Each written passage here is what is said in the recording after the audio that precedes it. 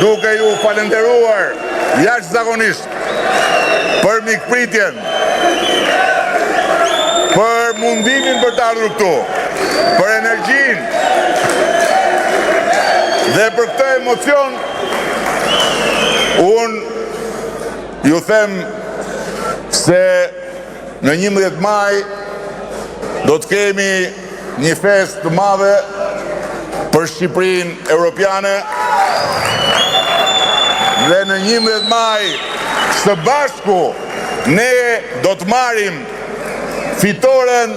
më shëmbullore, jo për vete, jo për mua, jo për ju, po për mbar popullin, kombin, vendin, shtetin tonë. Shumë faleminderit.